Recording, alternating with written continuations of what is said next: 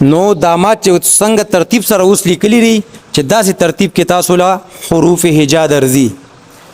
الف با تا ثا جیم دا خو یو رټه ده خو که درته زه وایم چې الف با پکې کم ده نو بیا تاسو له نه درځي که زه وایم جیم کم ده بیا نه درځي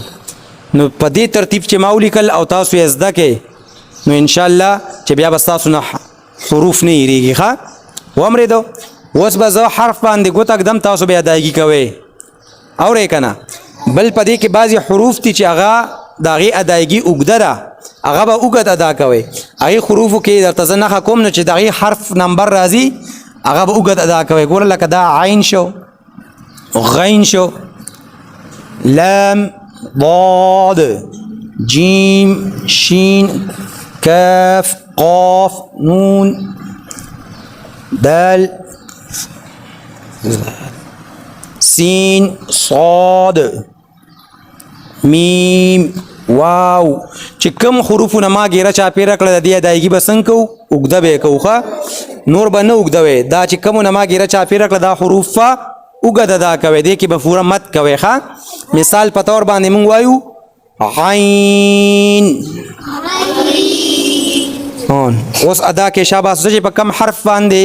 ګوته ږدم هغه به تاسو ادا کوئ ووایئ شاباس دا کم دی شابه نره دا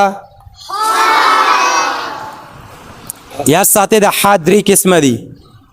یو نقطې والا خا ده چې د پاسه پې نقطه ده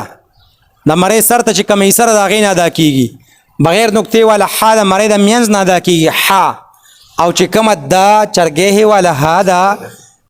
نو دا یوه ها سینې طرف نه ادا کېږي واورېده که نه ادایګي به اوس څنګه کوو وایه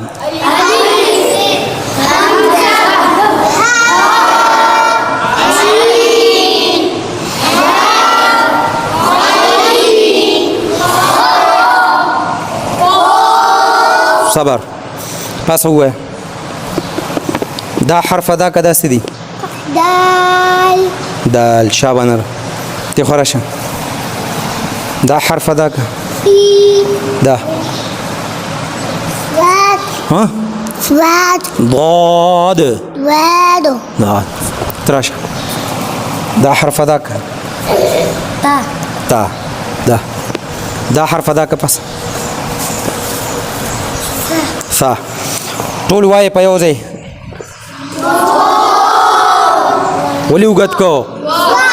وا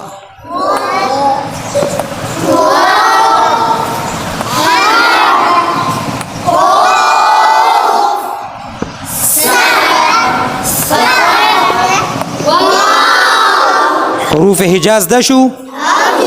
اوس ورته ګورئ اوس پې ما د پاسه څه ولګولو سمې ولګولو زبر نو دا ادایګي به څنګه شي حمزه زبر ا نه که نه حمزه زبر ا یاد ساتئ چې کله په دې باندې سنو نو دا الفو چې کله پې سنو نو په الف او په حمزه کې دا ورته بیا تفصیل سره ووایم خو چې کله پې زبر راغی نو بیا حمزه شو حمزه زبر ا